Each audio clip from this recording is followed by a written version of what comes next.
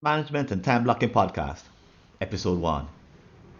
How do you take your task management and time blocking to the next level? With so many bits and pieces of advice kind of floating out there, it should be easy to figure out a plan of improvement or at least your next step. But there's no single place you can trust that will help you come up with your next best improvement. Here on the podcast, we'll help you by first offering up a tricky task management problem. Then we'll explore a range of possible solutions all in real time. The point is to do more than just offer cliches or repeat stuff that's been said elsewhere. We want to come up with something brand new every single time. So, welcome to the Task Management and Time Blocking Podcast. And welcome to the first episode of the Task Management and Time Blocking Podcast. My name is Francis Wade and I'll be your host. And in this introductory episode, I'm going to be covering four things. First, I'll let you know who I am. Then, I'll tell you about the problem with task management that we hope to tackle, the overall problem. Then, we'll look at why help has been so hard to find. And then, I'll talk about how the episodes of each of our podcasts will be organized to meet your needs. So, first of all, who am I? Well, I'm the host of the Time Blocking and the Task Management and Time Blocking Virtual Summit. It's been held in 2020, 2020, 2021, and we're gearing up again in 2022. It's being held on March 3rd to 5th this year. And if you want more information or you want to register, you can go to timeblocking.summit.info. I also happen to be the founder of Two Time Labs, which is a place where we explore different solutions to all things related to time based productivity. It's the reason I wrote the book Perfect Time Based Productivity. Been around for about 5 years, and it comes from my background as someone who's been teaching time management programs since around the early 2000s. Really though, I really gained my momentum and some motivation when I moved from Florida to live in Jamaica. And that's where the real challenges began, and that's where the story really starts. By day, I'm a management consultant focused on strategy and productivity. And in terms of my training, I'm an operations researcher, which means that I've been trained in the principles of industrial engineering, bachelor's and master's. And I've also taught at the MBA level, taught statistics and research for a few years to MBA types at a school in the United States. So that's a little bit about me and my background. You can find out much more at twotime-sys.com if you really want to know my background or my bio. And you can link with me on LinkedIn, of course. I'd love to meet you. So, what's the problem with task management and time blocking that we're here to solve? Well, let's first off by start off by defining the problem of task management. So, what is it and why is it a problem? Well, task management in general is not nothing to do with tasks that we've done in the past or the tasks that you happen to be doing in the present. The problem that we have is the ones that we need to do later.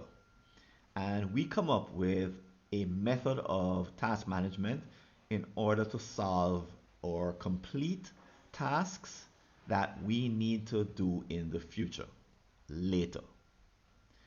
So, task management includes all the activities, the methods that we use to fulfill our intention to complete an activity later. So that includes habits, practices, rituals, routines, as well as apps, as well as devices such as smartphones or planners or journals or books. Everything that we use to fulfill that intention to complete an activity later. At some point in your teens, you learn that just wanting to do stuff later wasn't enough.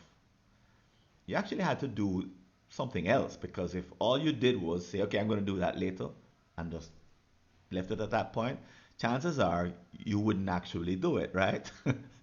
You were either taught, you probably learned through hard experience that the first thing you had to do when you decided to do something later was to try to remember to do it later. So in task management, there's a difference between setting the intention and then actually making an attempt to remember to do it later using your memory, which is what we were taught to do when we were 9, 10, 11 years old, right? I don't know if you've ever seen that Sesame Street cartoon. I call it loaf of bread, container of milk, and a stick of butter. And it's available on YouTube. I'm going to put it in the show notes. It, it takes about a minute, and I'd love to play it, except that I don't know about getting the copyright um, permission to actually play it live on the air. But the point is pretty simple. A little girl is asked by her mom, she's about 8 years old, to go to the corner store and to buy a loaf of bread, a container of milk, and a stick of butter. And she starts repeating it to herself. Okay. And her mom says, do you need help? She says, no, I'll remember. And she skips off to the store, a loaf of bread, a container of milk, and a stick of butter. And she's repeating it over and over again. She gets to the store and she says, hello, Mr. Store Person, Mr. Salesman.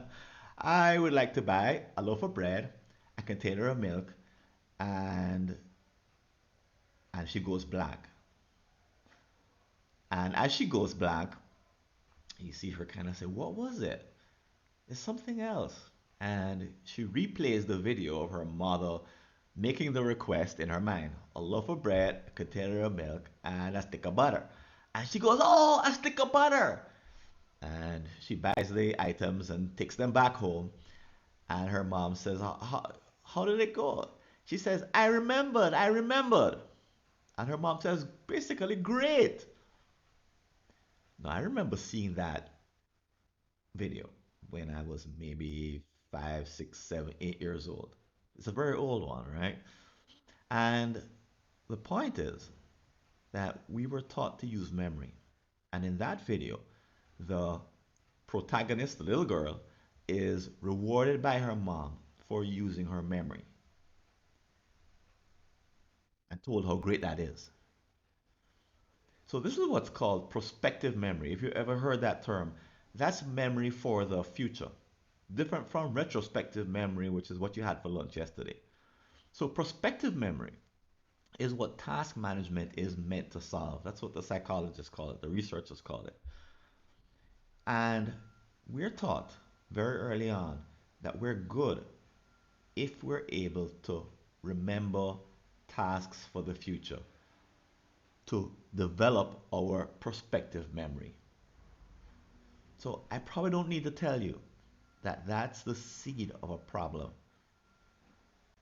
Because later on in life, when tasks, the number of tasks that we're trying to manage increases, what happens for all of us is that our memory doesn't work as well as it did when all we wanted to remember was a loaf of bread, a container of milk, and a stick of butter. So that's the problem. The problem is, how do you maintain your intention? How do you fulfill on it? How do you keep a task in existence so that the action actually gets completed faithfully every single time? Well, the challenge is that what I just told you, some of what I just told you is not commonly understood. See, all of the gurus and folks who give advice will tell you, don't use memory, don't use memory, don't use memory. Disregarding the fact that you practice using memory for the better part of your life by the time you hit your 20s. And most of our schooling is very much based on retrospective memory. So it's natural to think that your prospective memory should operate just as well as your retrospective memory. Because retrospective memory got you good grades, right? It was lauded. Your teachers encouraged it, and your parents encouraged you to have great retrospective memory. And they also encouraged you to apply the same kind of memory to prospective memory. So what the gurus they all agree on, there's one thing they all agree on is don't use your memory for prospective memory or don't use prospective memory. And what you'll discover during as you look for help in managing your tasks is that although they agree on that point, you'll find that there's a lot more going on. It's not just as simple as saying reverse what you were taught and don't use memory. Matter of fact, memory is actually okay when you're 8 years old, when you're using it to remember just one thing, when you're younger rather than older, because prospective memory fades as you get older, your ability to use it, or you're going to do something immediately, and right before you do it, you're using prospective memory. In those situations, prospective memory isn't a problem, right? Memory isn't a challenge. But beyond those specific instances that I just mentioned, the story gets really interesting. And we'll be looking at a couple of ideas that we've introduced here at Two Time Labs. And these ideas, I'm going to call them big ideas. And we're going to be exploring them in the course of the podcast series. So, one is that the ideas, the tasks that you need to remember, the way you implement your task management needs to change with task volume. And the reason that memory works in those specific situations I mentioned before, is that in those situations, when you're 8 years old, for example, your task volume is as low as it will ever be for your entire life. So when task volume is low, memory works fine. However, the first big idea is that task volume changes as, I'm sorry, your memory, your ability to remember tasks changes as task volume increases. But not just memory. Whatever technique you use, from memory to using a list, using schedule, using paper, using a digital format, all of that relies on task volume. And the choices that you make around the tools that you use should reflect the volume of tasks that you're trying to manage. Let's call that the first big idea. The next big idea is that we'll explore is built on the idea that one size doesn't fit all, that there's no one solution or single set of behaviors or apps that every one of us should be using. And I'm going to imagine that if you're listening to the task management and time blocking podcast, you already know this one, right? This is one you've already heard. But what should you do about it? If you accept the fact that we can't all read the same book and attend the same training and just do as we're told, just kind of follow the instructions. It may work, and it probably worked for us a little bit in the beginning to kind of follow someone else's lead. However, point is that if you take that approach to its extreme, how do you reconcile it with the fact that one size doesn't fit all? Well, what some people try to do is they double down on the advice that they've gotten from a guru. They try to implement it harder and harder and harder. They put more and more effort into it in following the prescription. So they study the words of the guru for every nuance, and then they try to adopt their behavior accordingly. And then there are others who just, they're still looking for the perfect advice from a guru, a different guru. They just move from one guru to the next because what they're looking for is the package of perfect ideas that will finally solve the problem of task management, of remembering tasks for the future, of prospective memory. We're going to throw away that approach during this podcast series. Here at the Task Management and Time Blocking podcast, we're going to take a different approach, which is that we're not actually going to be looking for perfect advice. In fact, what we're going to do is copy the gurus. Because the gurus, and you can trust me here, having interacted with hundreds of them during the time blocking, time management, task management, and time blocking summit over the last couple of years, they're not looking for other gurus to follow. They're not looking for the perfect advice. Instead, they follow a different path. And what they do is they have developed their self evaluation skills. They know how to audit their current system to find the next best improvement to implement. And that's the approach. The second big idea that we're going to implement here at the Task Management and Time Blocking podcast is to find ways to improve our way of diagnosing our current system so that we can make the next best improvement. We call it the Pareto Improvement, the one that's going to give us that 80-20 effect. Now, unfortunately, the 80-20 effect is not going to be the same from one person to the next. Instead, what we're going to try to develop in you and everyone else who listens is the ability to diagnose your system so that you can find the next best improvement. That's the second and final big idea. So how are we going to organize the episode so we actually accomplish these big results and deal with these ideas? Well, in each episode, I'm going to announce a problem that we are going to tackle. I'm going to invite an expert, someone with some insight who's been thinking about the problem, to come and help me deconstruct the problem, tear it apart, and then come up with some answers in real time. Now, I'm not about just asking questions and having them come up with answers that they've already put in their book somewhere, or that they've already mentioned in 5 podcasts, or that already exists as some cliche or some meme that's already floating out there. What we're going to do is try to come up with something brand new. Now, I can't guarantee that we're going to do this every time. It's our goal, but I'm actually going to edit the podcast so that this is something new. So that there's a bell that rings whenever we come up with something new, and there's a buzzer at the end if we don't come up with anything that's brand new.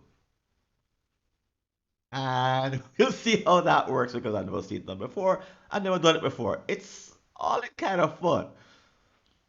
But even as we're having fun, it's actually deadly serious because we want to come up with new thinking that you can implement, that you can make practical, so that you can find that next best improvement based on this new ability that we want you to have to evaluate and audit your current system. And that's it. That's what the podcast is all about. If you'd like to support the work we're doing, I invite you to click on the Patreon link below to make a donation. And please don't forget to like our show and recommend it to others on iTunes, Stitcher, Google, or whatever podcast app or service you're using. This is Francis Wade. I'm signing out. I hope to see you on a future episode. And until then, take care and all the best. See you later.